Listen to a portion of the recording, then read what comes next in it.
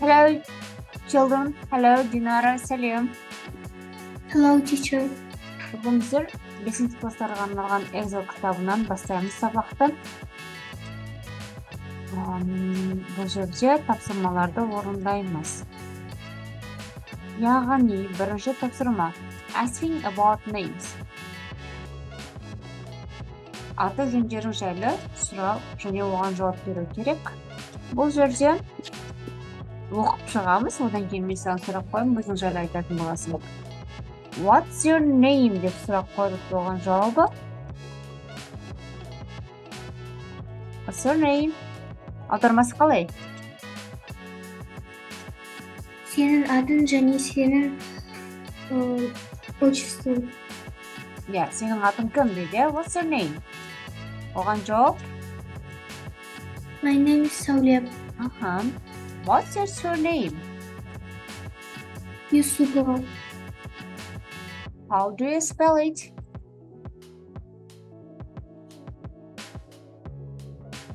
How do you spell it? Y U double S U P O V A. You are right. Okay. Then about yourself. What's your name? My name is Dinara. What's your surname? My surname is Jazitova. How do you spell it? Gazitova. Okay, you are right. Well done. Next. Numbers. Бұл жерде сандар.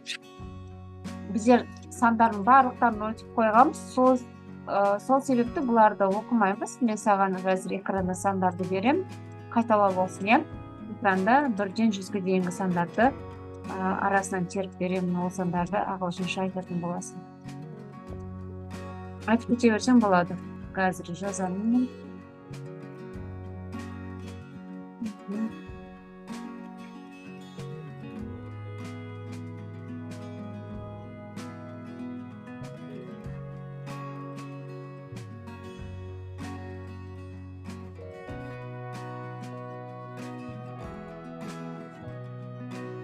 Айта бер, Динара, 56 саны. 56. 56. 89. 99. 123. 123. 87. 87. 34 саны.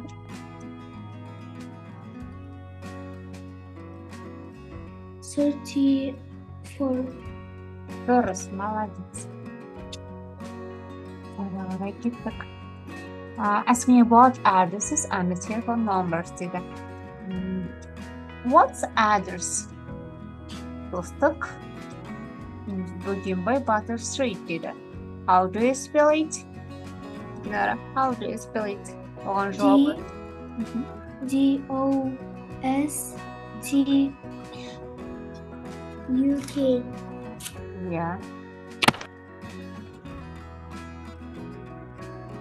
Қарай кеттік. What's your telephone number?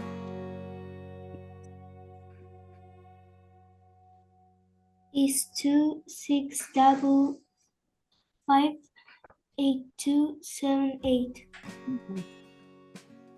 Келесі. Беттегі шек.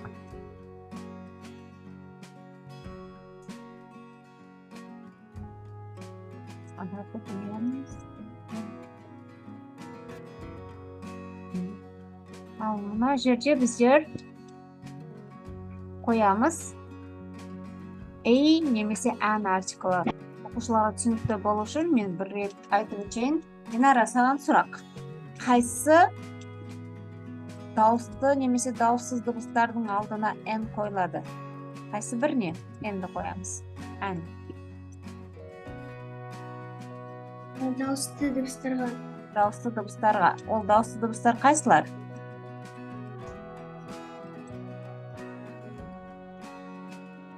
Bu A, E, A, O, E, U, O,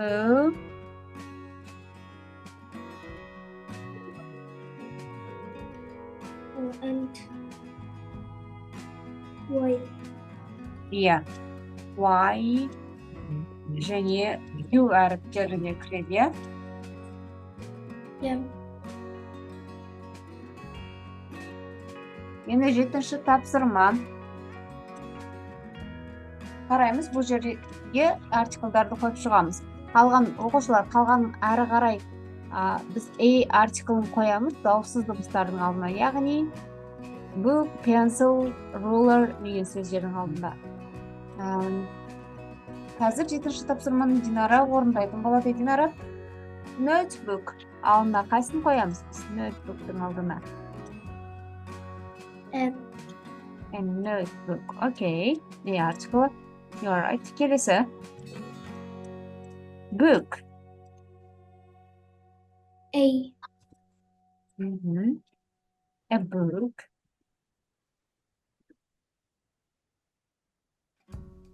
Eraser. N, You are right. An eraser. Ruler. A ruler. A ruler. Pencil sharpener. A, Okay. School bag. A, Atlas. N, Pencil case. A, You're right. Pencil. A. All right. Барлығы дұрыс. Тек қана біз бұл жерге қойдық. Atlas және eraser'ның алдына an article өткені. Олар қандай дыбыстан басталады? Дауысты дыбыстан. Дұрыс айтасың. Ары қарай тапсырма. 5-ші бетте тапсырмаларды орындап болдық.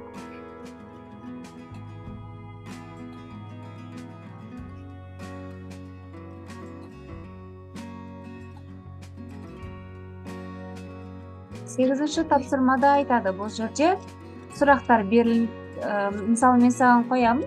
What's this in English? Деп, мысалы, бір затты сұраймын. Мен сені сұраймын. Кітапты. What's this in English? It is Book. It is a book.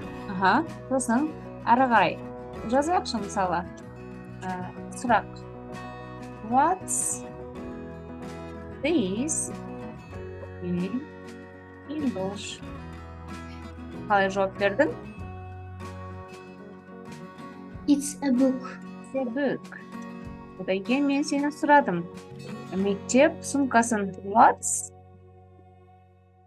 this in English? Мектеп сумкасы қалай болады? School bag. It's a school bag.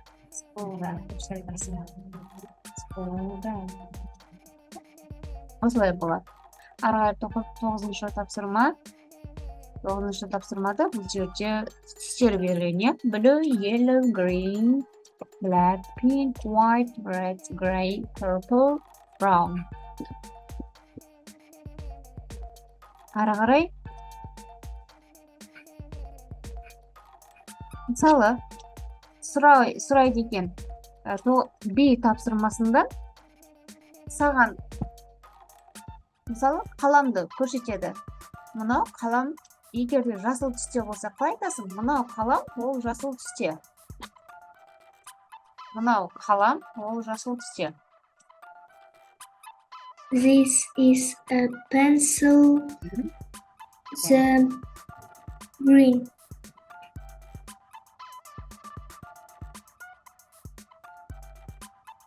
Is green. Yes. The pencil is green. Дұрыс. Pencil is green. Келесі біздегі зат есім жекеше және көпшілік түрін сабақтарда өтіп өткенбіз. Иә. Мысалы, айтатын болсақ, жекеше және көпшілік түрдегі жекеше тұрған зат есімді көпшілік түрге айналдыру үшін қандай қосымша жалғаймыз біз?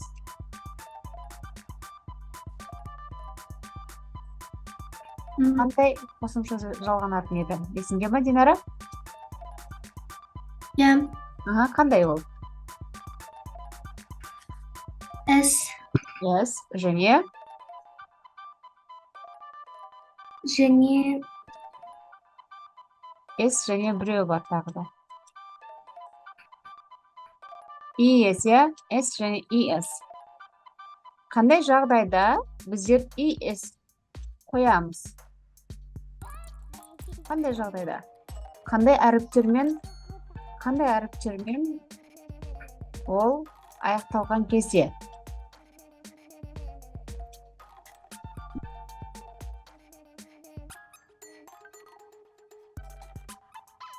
Қандай жағдайда біздер ES жалғаймыз, Динара?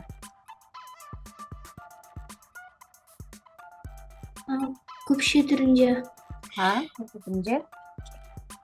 Қандай әріптермен аяқталса? ES. Ч, S, double S, H, X, O. Иә. Осында әріптермен егер аяқталған болса, оған ES-ті жалғаймыз. Мысалы, watch, Ч, watches, tomato, tomatoes, box, boxes, brush, brushes. Ары қарай тапсырманы орындайық. Оныншы тапсырма осыған қарай отырып, оныншы тапсырманы орындаймыз. Айта ғой. One brush, two brushes. Yes, two brushes. Оған қандай жалғы жалғаймыз? S. Yeah, ES. Yes.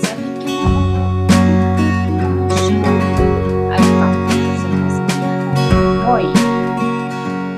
One boy, two boys. Girl. One girl, two girls.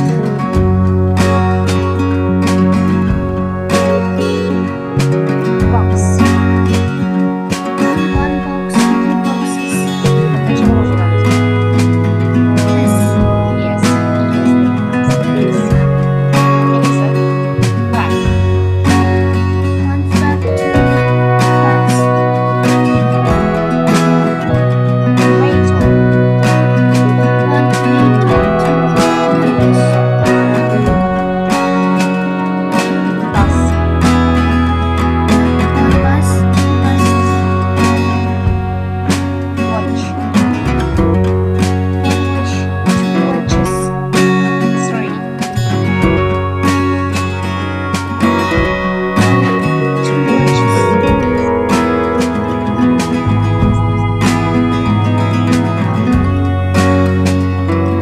Ақтардың жерін айтып, аудармасын айтып.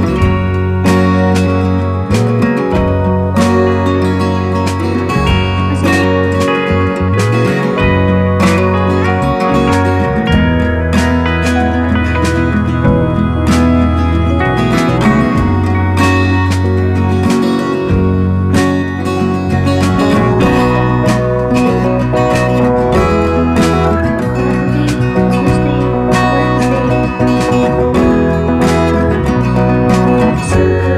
Tuesday, Friday, Saturday, Sunday. Аудармасын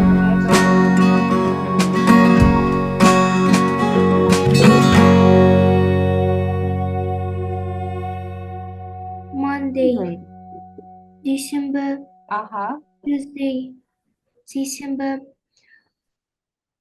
Wednesday, Saturday, Thursday.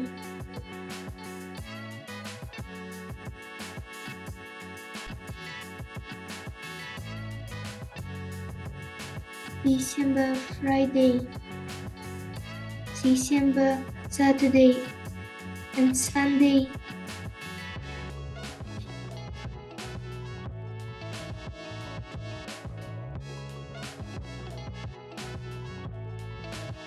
келесі өтеміз.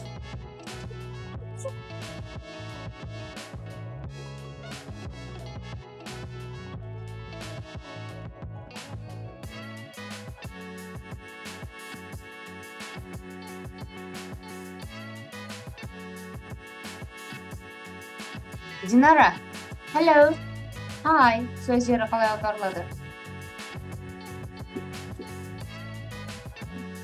Hi and hello. Сәлеметсіз. Good morning. Қайырлы күн, қайырлы таң. Good afternoon. Қайырлы күн, yeah? Good afternoon. Good evening. Қайырлы күн. Good evening. Қайырлы кеш. Good night.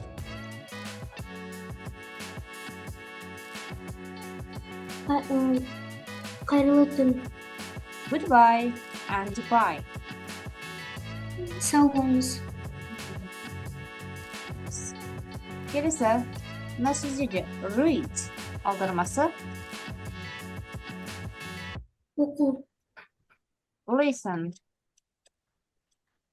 тыңдау. be quiet, please, Тыныш болыңдар. Өтініш. come to the blackboard, please, Кім тақтаға шығады? Тақтаға шығыңыз. Өтінемін. open your book, Кітаптарды ашыңыз. close your book, Кітаптарды жабыңыз. sit down, please,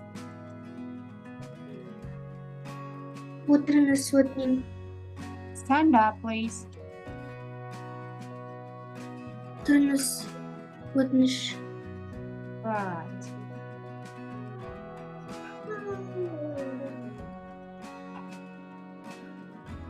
Келесі тапсырма бізде бөлме аттары. Bedroom, bathroom, living room, kitchen, hall аудармалары.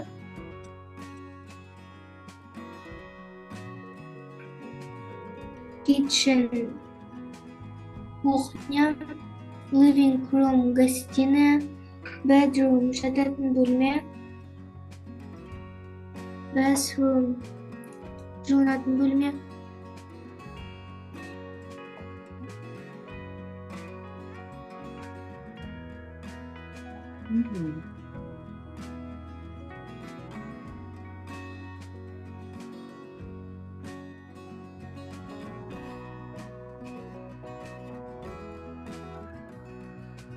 Барлық бөлмелердің аттары және бөлме жиһаздары экранда көрініп тұр. Аттарымен бірге жазып, аудармасымен бірге жаттап болады.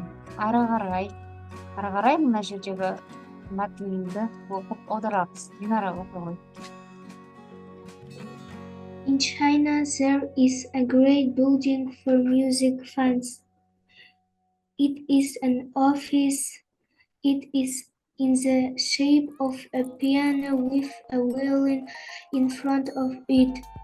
There is a lift inside the violin to take people up to the next floor. It has got a lot of windows, but it hasn't got any bedrooms or kitchens. Аудара аласың ба қазақ тілінен?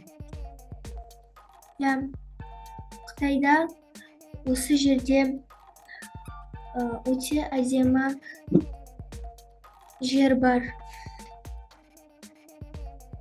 Ғимарат бар? Музыканы Иә. Керемет. музыканы жақсы көретін адамдарға үшін жасалған үй. Бұл офис. Зданияның қасында үлкен скрипка бар. Ол лифт жұмысын атқарады. Ол адамдарды екінші этажға апарып тастайды. Бірақ осы жерде көп терезе бар және осы жерде жататын бөлмелер мен кухнялар жоқ.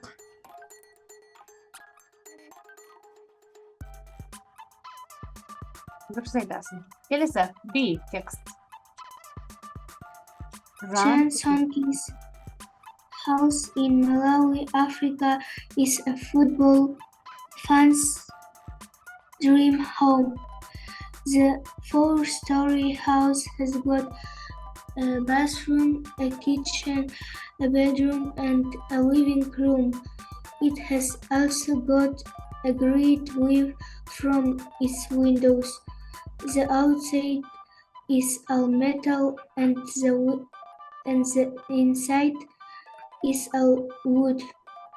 So the house is cool in the summer and warm in the winter. Why is Jan's house so special? It is in the shape of a football. Maybe I'm crazy, but I love football, Jan says. Jan Sonki'дің үйі Малавияда, Африкада футболды жақсы көретін адамдарға үшін. 4 этажды үйде кухня, гостиный, жуынатын бөлме бар. Осы үйден үлкен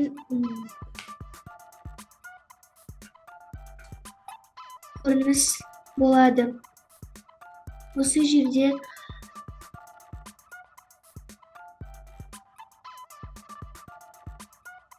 көп терезелер бар.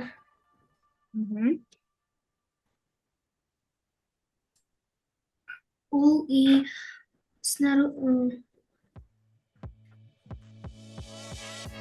сыртқы жағынан металдан жасалған, ал ішінде бәрі ағаштан жасалған. Дұрыс. Осы жерде жазда да, қыста да адам тоңбайды және ыстықтан осы жерге келеді.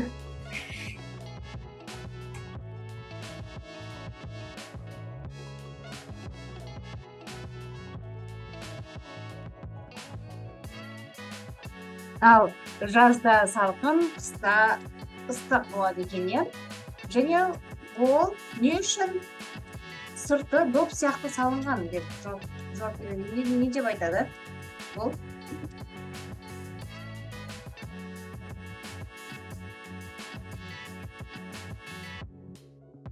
мүмкін мен ақымақ, есен ауысқан шығармын. Өйткені мен футболды ұнатамын деп жауап береді. Келесі. Екінші тапсырмада. Қараймыз. Екінші тапсырмада осы текстке арналған тапсырма. Бұл жерде true, false, doesn't say. Дұрыс, қате немесе ол жерде олай айтылмаған. Біріншісі, the piano house has got 4 rooms.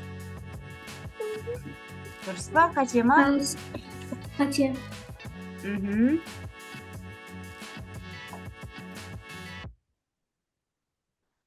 Дұрыс жауабы қалай болады? Дұрыс жауабы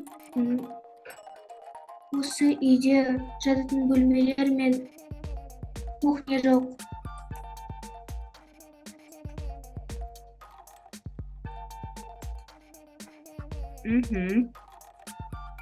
There is a lift in the violin. True.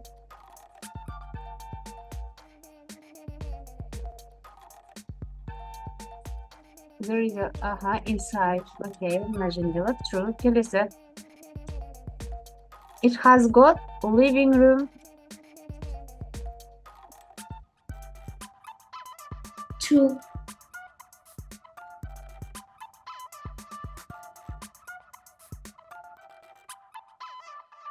Konak bölme var mı şimdi? Yeah. Birisi. John's house is in China. False. Хотя.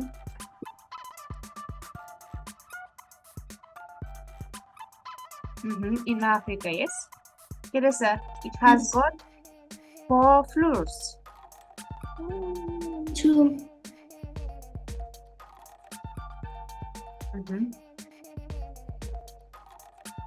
Birisi. It is in an office. False.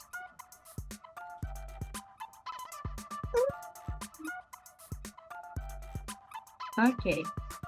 Жазамыз енді экранға жазып шыға ғой.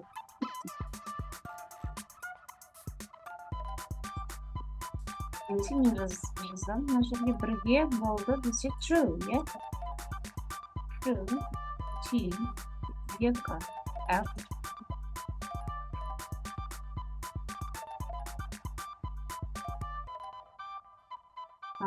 Doesn't say. Біріншісінде олай айтылмады. Өйткені бұл жерде төрт комната дегенде ол себепті doesn't say болады. Ал екінші бізде true болады. Үште has got living room. False. Бұл жерде қонақ бөлмесі жоқ. Ал John's house is in China. Ол дұрыс айттым. False болды. Afrika'da көрсеткен келесі. It has got 4 floors. Одан 4 бөлме бар. Дұрыс. Және it is an office. Бұл болады false.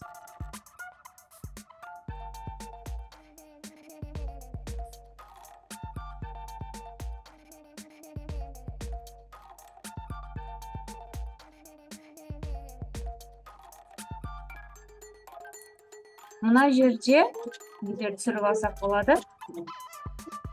Аттары бар екен. Жазып жаттауға.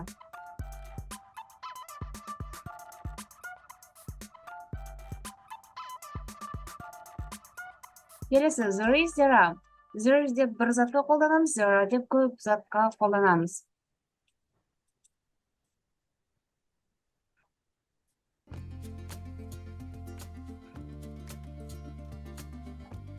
Екінші тапсырманы орындайықшы, Динара. There is, there are options.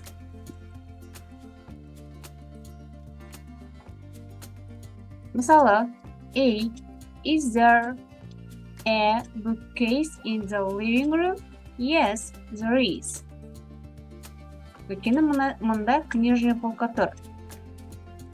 Келесі, қалай болады? Is there any books in the bookcase? Зе болды. Өйткені books тұр, иә? There any books in the bookcase? Жауабы? Yes, there are. There are.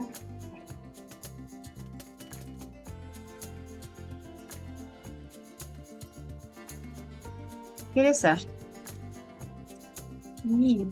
Are there any cushions on the sofa?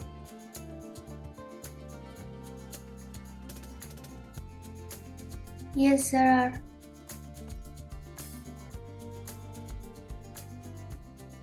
Дұрыс.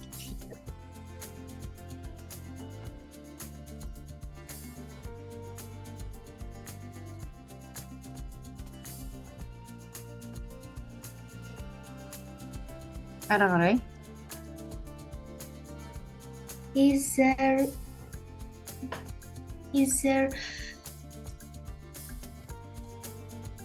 a carpet on the floor? Молодец. Is there a carpet in the floor? Carpet'ı білесің ба?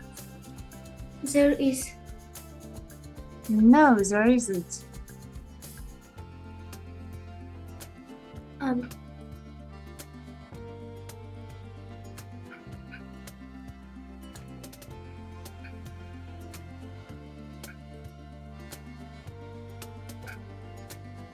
Карпеттен ковер ғой.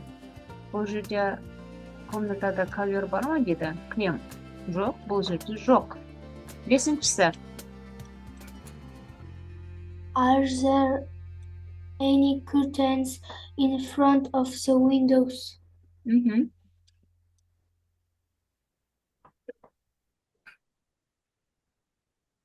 No. Yes, there are. Занавескалар дейді.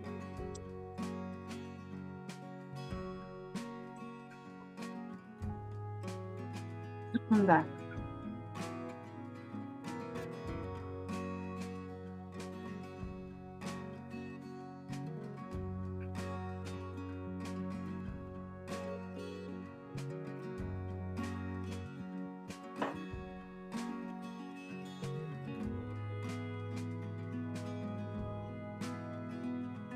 Немесе жоқ я бұл жерде.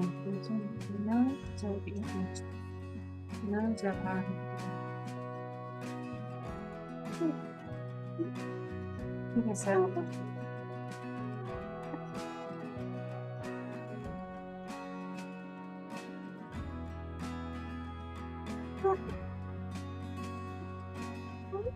Ең соңғысы Динара.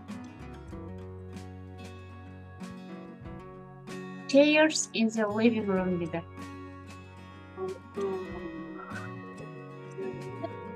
Динара, алтыншысы.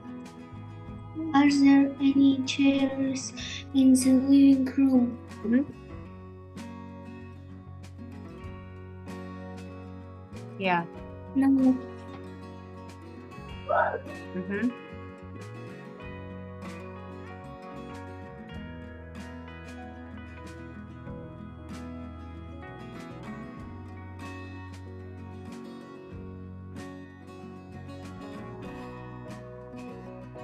Оған қалай жауап береміз? Are there any chairs in the living room?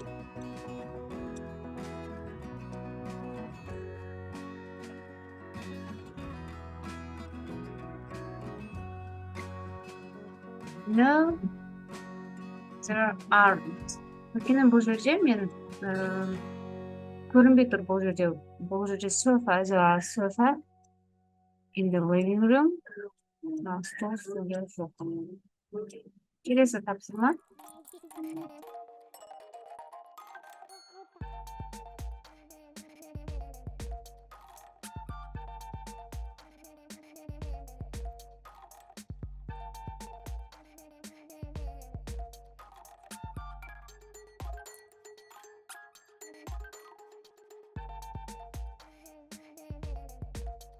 Келесі төртінші тапсырманы орындайық. Жекеше түрге немесе әнді қоямыз, көпшілік түр болса сам қойыламыз. Егер де оған сұрақ қойылатын болса, any'ді қоямыз. Болымсыз және сұраулы сөйлемге. Бесінші тапсырманы орындайықшы, Динара. Right. Сам немесе any. Сам немесе any'ді қоясың. Бірге.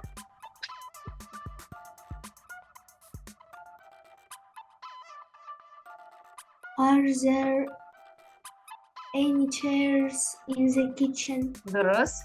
Any болады. Келесі. Have you got any books in the bookcase? Аха. There aren't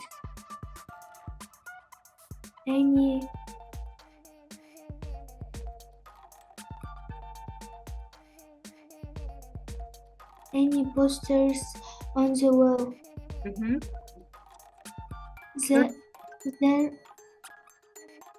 There are any cushions on the sofa. Any емес. Сұраулы немесе not тұрған жоқ қой бұл жерде. Some.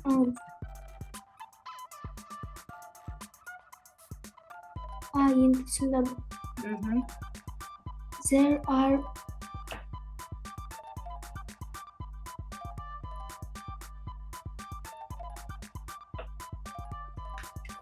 some flowers in the vase. Молодец. Орын ба? Any'ді біз қолданамыз. Қашан қолданамыз any'ді? Егер сұраса немесе арын болса. болымсыз болса, оған біздер қоямыз any'ді. Қалған көпшіл түрге сам қоямыз. Ал жекеше түрге any емес and'ды қоямыз, Әзірше 12-ші бетке дейін орындадық, қалғандарын келесі сабақтарда орындайтын боламыз. Сұрақтар бар ма? Динара, түсінбеген. Окей. See you later. Goodbye.